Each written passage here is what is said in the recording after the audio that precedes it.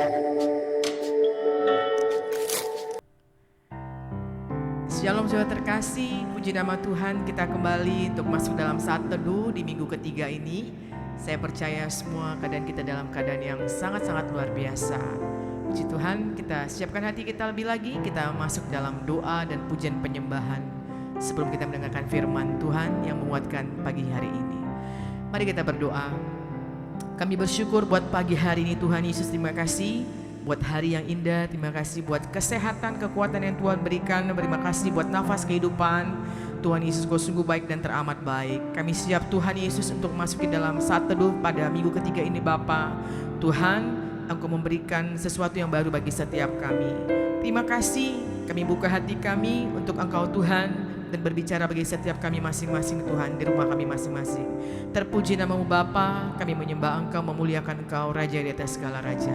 Di dalam nama Tuhan Yesus, amin. Saat indah ku berhadapan denganmu, memandang wajahmu Yesus, kekasih jiwaku.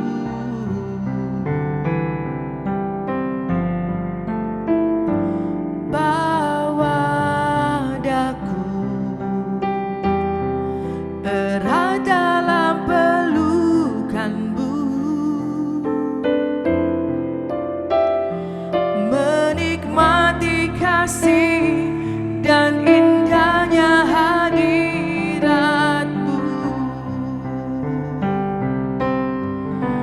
Hadiratmu Tuhan, ku rasakan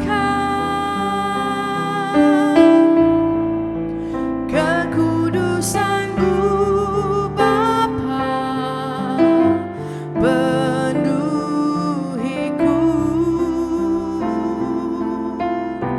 Ku rindu selalu diam dalam bait-Mu, menikmati kasih anugerah-Mu. Saat indah ku berhadapan denganmu, memandang wajahmu Yesus, kekasih jiwaku.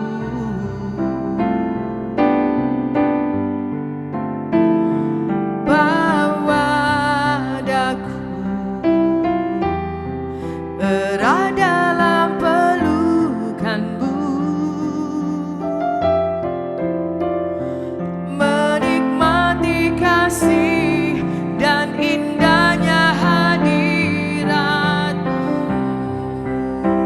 Hadirat-Mu Tuhan, hadirat-Mu Tuhan, ku rasakan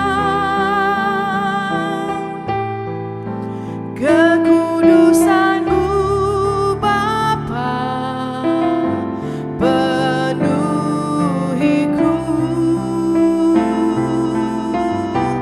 Ku rindu selalu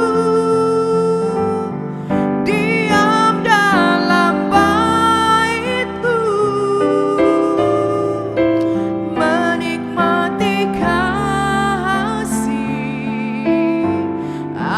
anugerah, menikmati kasih-Mu Tuhan, menikmati kasih anugerah, menikmati kasih-Mu Tuhan, menikmati kasih anugerah-Mu.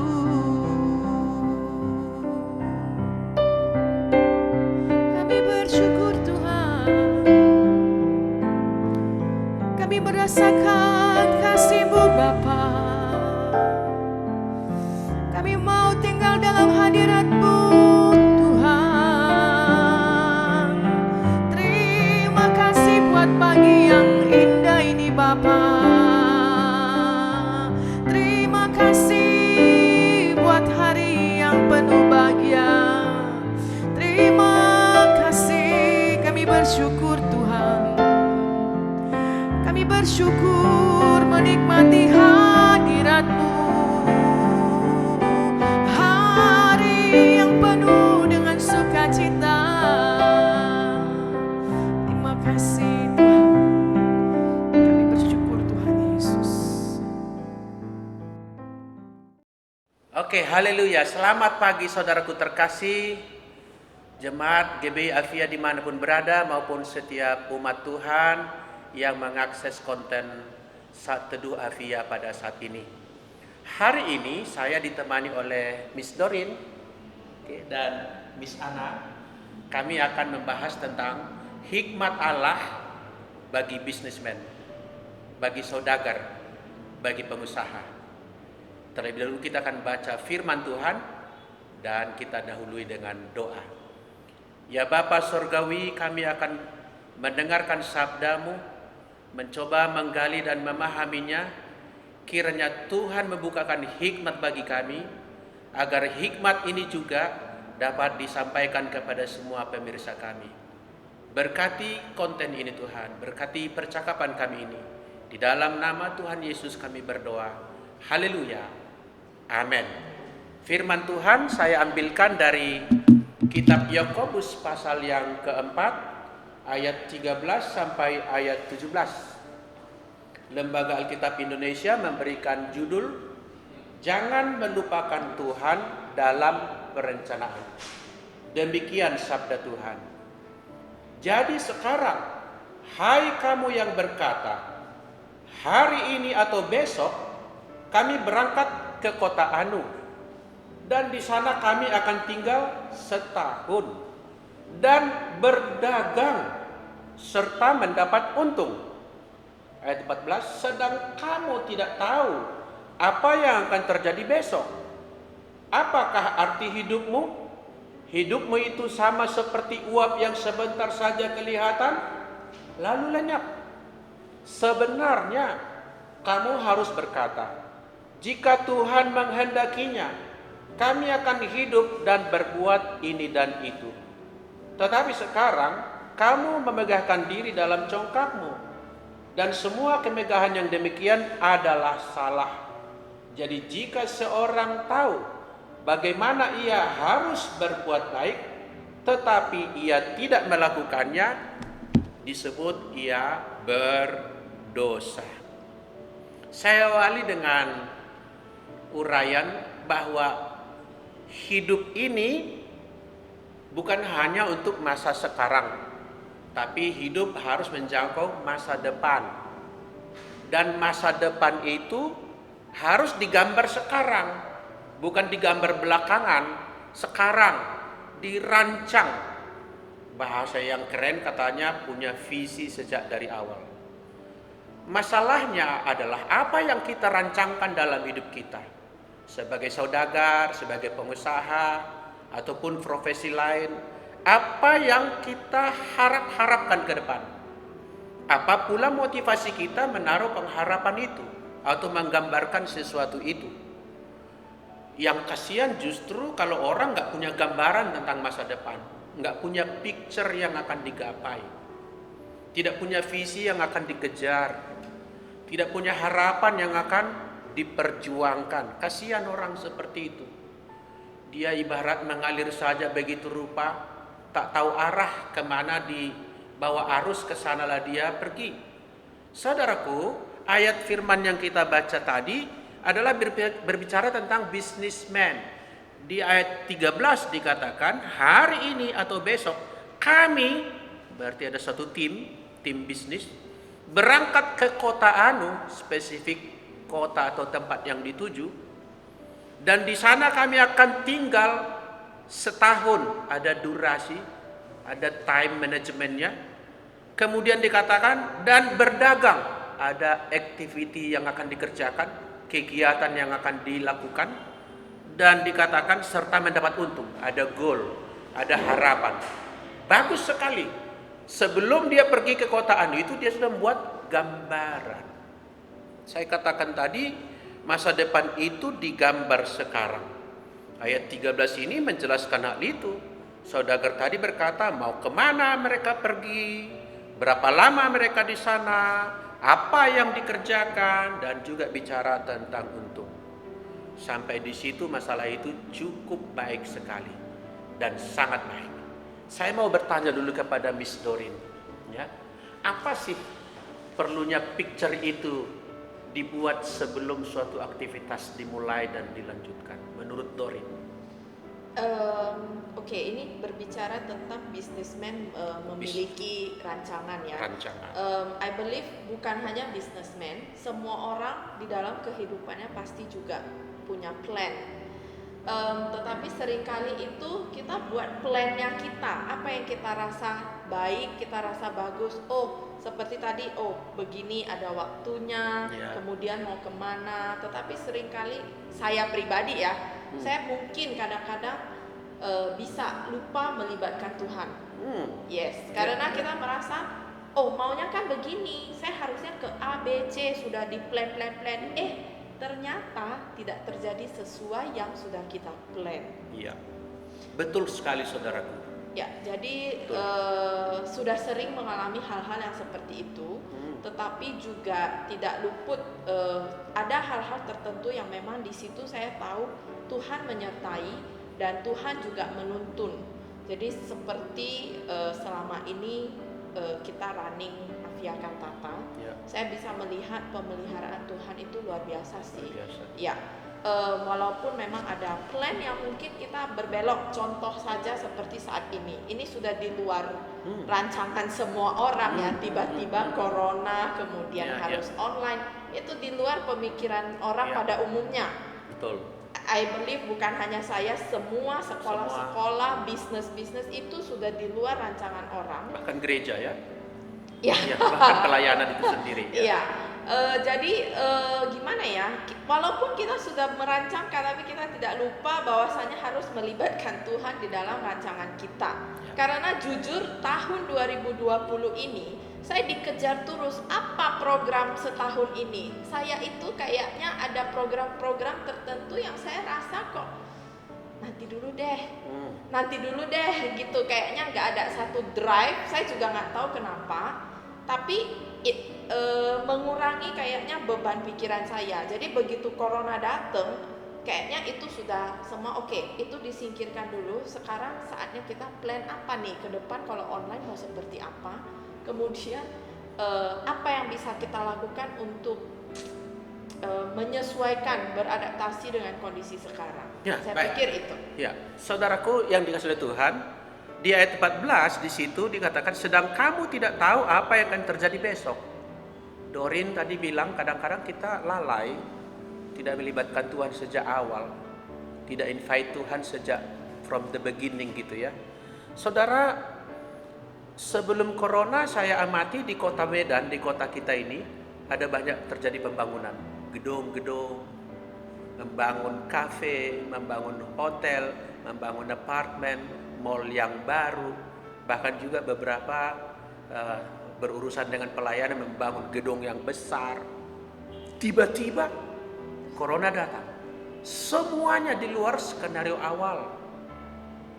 Wah, itu kalau secara bisnis saudaraku, loan dari bank itu berbunga berjalan terus misalnya, sedangkan yield atau hasil daripada gedung tadi tidak dapat diharapkan karena lockdown atau apa yang sejenisnya, PSBB, membuat atau bahkan menghentikan banyak bisnis sehingga bisnis terganggu. Saudaraku, ayat 14 ini berkata, sedang kamu tidak tahu apa yang akan terjadi besok. Jadi bisnismen tadi memang sudah baik dia punya planning, tetapi kemudian ada kekurangan dia, ada miss. Dia merencanakan itu tentu tidak bisa menjangkau masa depan, tidak tahu masa depan, tidak ada yang berpengalaman masa depan. Betul apa betul Bapak Ibu? Tidak ada. Riwayat hidup orang semua bicara pengalaman tentang masa-masa sebelumnya. Enggak ada pengalaman masa depan. Disitulah urgensinya Tuhan. Dilibatkan sejak dari awal. Bahwa Tuhan pegang hari depan, mengetahui masa depan, menentukan masa depan, dan Dia tahu bagaimana leading bisnis kita, usaha kita, keluarga kita kepada tujuan yang terbaik pada masa depan. Saudaraku, bahwa bisnismen ini rupa-rupanya hanya berkisar tentang hidup jangka pendek. Sebab ayat 14 tadi berkata, hidupmu itu seperti uap. Uap yang sebentar saja ada, lalu datang panas matahari, datang sinar, hilang sekejap saja. Si bisnismen tidak menjangkau masa yang jauh ke depan, dan di situ ada koreksi di dalam ayat ini tadi. Bahwa hidup ini singkat sebetulnya. Saya mau minta komennya Miss Hana ya, tentang hidup ini singkat, apa yang ada di dalam benaknya atau yang sedang dipikirkan oleh Miss Hana tentang hidup ini benar-benar short. Ya, kalau menurut saya hidup ini sangat singkat sekali. Ya, contoh aja seperti saya pribadi, nggak nyangka bisa sampai di kota Medan ini. Ya, terlalu, ini sudah 8 tahun saya di kota Medan, sepertinya cepat sekali gitu, padahal sudah 8 tahun ya. Tapi saya merasanya, kok kayaknya baru kemarin gitu loh. Karena apa?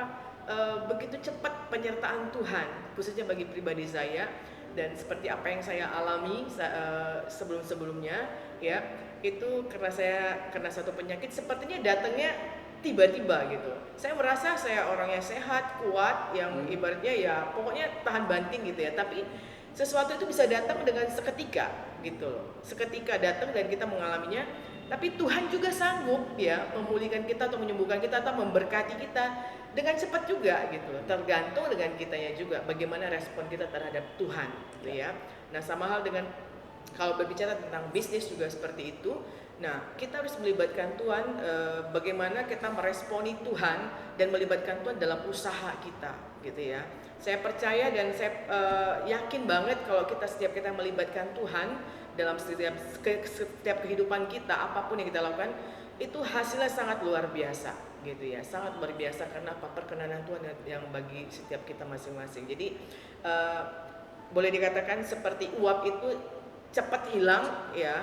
Nah, begitu juga kehidupan kita sesungguhnya, kita nggak tahu bagaimana kita 1 jam ke depan ya. Jadi bagaimana kita bahkan beberapa menit kemudian kita nggak tahu, tapi kita harus tetap mengandalkan Tuhan. Dan apalagi saat-saat ini corona ya, kita nggak tahu kita beredar di mana-mana, tapi yang percaya kita harus mengandalkan Tuhan saat-saat ini, dan kita perkatakan ya penyertaan Tuhan, perlindungan Tuhan terhadap diri kita, ya keluarga kita, usaha kita, pekerjaan kita, dan semuanya di cover oleh dengan Tuhan Yesus itu. Jadi saat kita terjadi sesuatu dalam diri kita, kita siap gitu loh. Kita siap apapun yang boleh terjadi gitu, karena kita bersama dengan Tuhan. Amin. Ya, itu aja sih. Jadi ada orang bijak di sana berkata begini, kamu tidak bisa membeli kembali waktu. Ya. Sebentar kita mau ngoreksi ke belakang, wah itu rasanya nggak bisa. Itulah pentingnya yang disebut hikmat dalam dunia bisnis ataupun dalam dunia mana saja.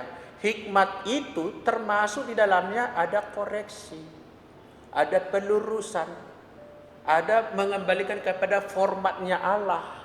Hikmat Allah itu menolong kita agar sampai dan tetap berjalan kepada rancangannya. Di ayat 15 berkata, sebenarnya kamu harus berkata. Ini harus, maksudnya yang ideal, harusnya begini kamu berkata. Bagaimana katanya? Di sini dikatakan, jika Tuhan menghendakinya. Ini yang pertama. Berarti kita dalam membuat rencana enggak semau-mau kita.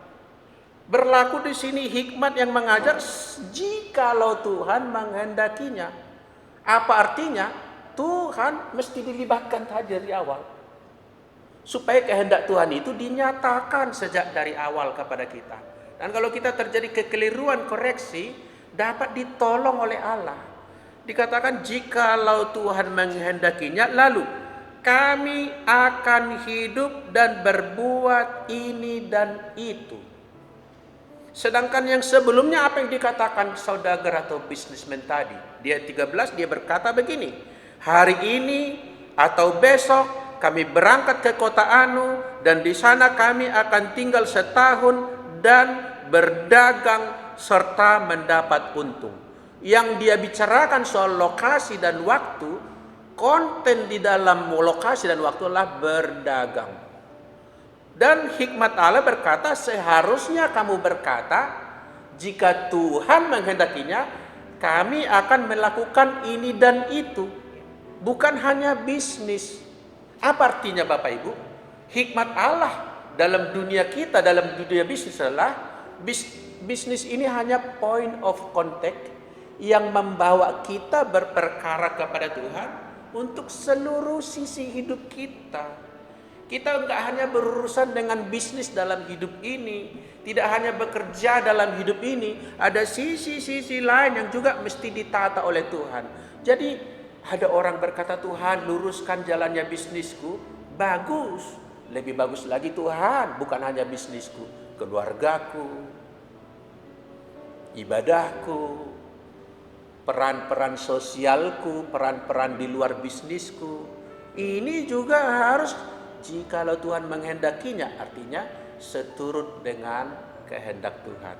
Saudara yang dikasihi oleh Tuhan, bahwa gambar yang diharapkan oleh Tuhan, hikmat ini mengajarkan ialah seluruh hidup kita buat rancangan itu supaya Tuhan dilibatkan di dalamnya. Dan rancangan yang kita buat ini adalah rancangan yang sesuai dengan kehendak Tuhan. Dan rancangan ini bukan hanya soal 1-2 hal komponen hidup kita, seluruh hidup kita, totalitas hidup kita. Kata hidup di situ dikatakan kami akan hidup berlaku ini dan itu. Hidup itu total, bukannya berdagang. Saya teringat satu ayat yang seringkali orang salah kaprah di dalamnya, yaitu bahwa orang dikatakan menurut Amsal 19 ayat 21, banyaklah rancangan di hati manusia, tetapi keputusan Tuhanlah yang terlaksana. Dan seringkali orang merancang A, B, C, dan D tidak tercapai. Kenapa? Karena rancangan dia sangat segmen, hanya terkotak pada satu bagian. Jadi 1 Korintus 15 ayat 19 juga berkata, jikalau kita dalam hidup ini saja menaruh pengharapan pada Kristus, maka kita adalah orang-orang yang paling malang dari segala manusia. Ya, istri saya memang orang Malang. Ya, sering saya berguyon, dia itu gadis Malang. Ya, beruntung dapat pria yang baik hati. Amin, saudaraku. Maksudnya Malang di situ bukan kota, Malang itu sial. Siapa yang paling sial menurut 1 Korintus pasal 15 ayat 19 ialah orang yang melibatkan Tuhan dalam hidupnya, tetapi urusan dan perkara yang dihubungkan dengan Tuhan hanya soal hidup yang sekarang ini, enggak menjangkau hidup yang selama-lamanya.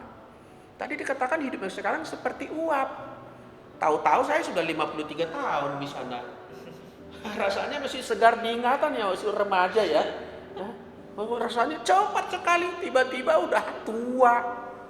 Nah, hidup yang ini hanya singkat, saudaraku. Mari kita bawa perkara kita, bukan hanya bisnis kita untung, tetapi kehidupan kita dalam segala lini, kita mau gambarkan itu di dalam kehendak Tuhan, agar baik pada hidup yang pendek, durasi pendek yang sekarang, kita berjalan pada jalan Tuhan, dan hasilnya pada durasi yang selama-lamanya, yang tiada putus-putusnya itu, kita akan menuai hasil yang sebenar-benarnya hasil.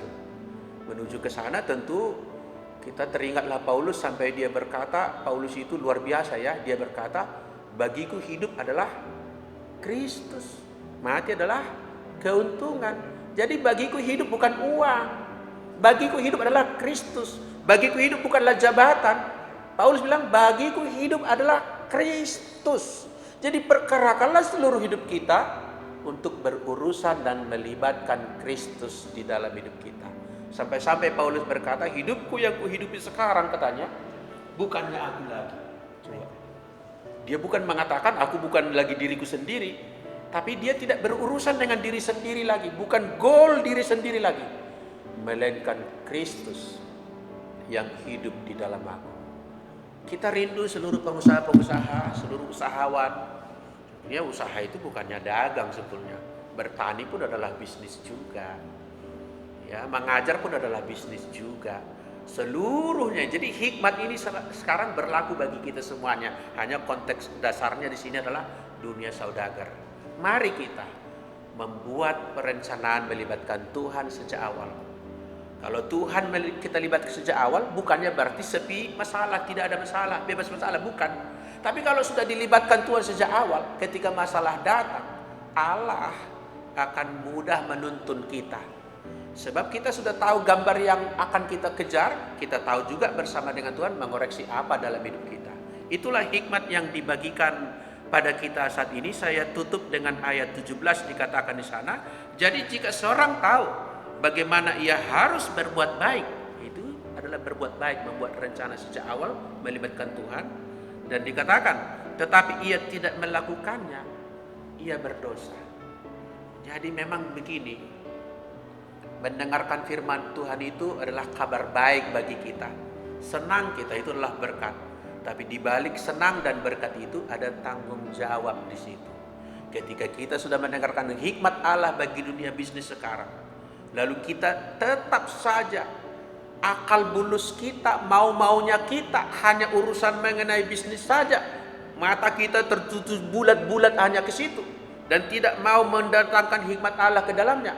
Dan kita disebut di situ adalah orang yang congkak, bahkan disebut tahu yang baik tapi tidak melakukannya, disebut berdosa. Itu dulu renungan kita pada hari ini. Kiranya kita dapat menyerap kebenaran ini bagi dunia dan usaha kita masing-masing. Tuhan memberkati kita dimanapun kita berada. Kiranya Tuhan membanjiri kita dengan rahmat dan kemurahan hatinya. Mari kita tutup dengan berdoa.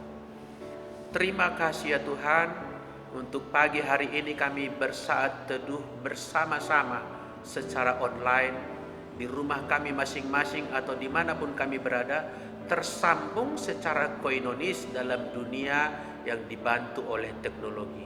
Kiranya persekutuan kami ini sesuai dengan firman Tuhan, 2-3 orang berkumpul dalam nama aku, di situ aku ada.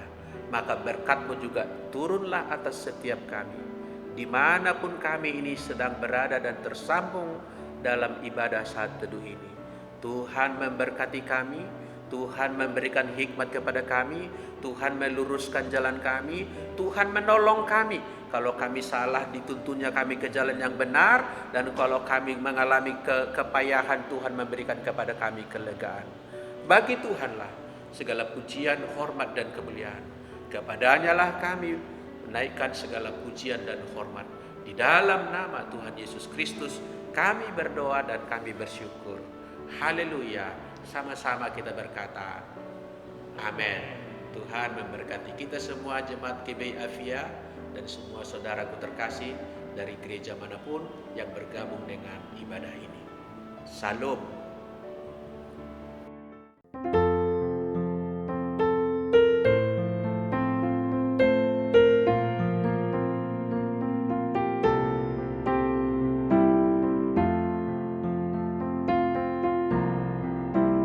Adapun hidupku ini bukannya aku lagi, melainkan Kristus yang hidup di dalam aku.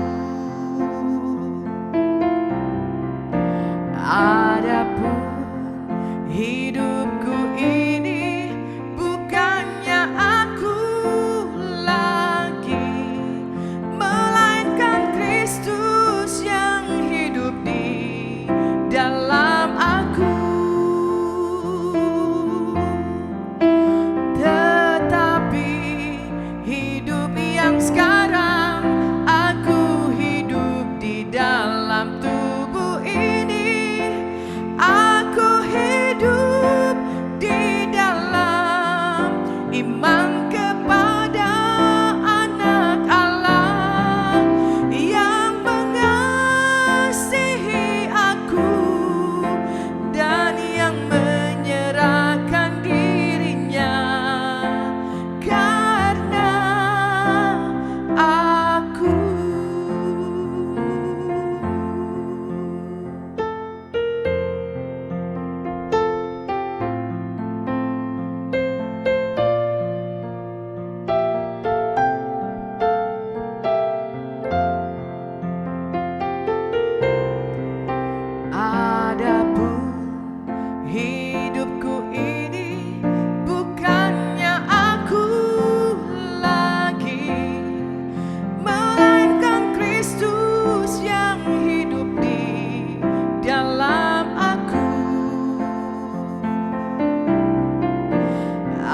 apapun.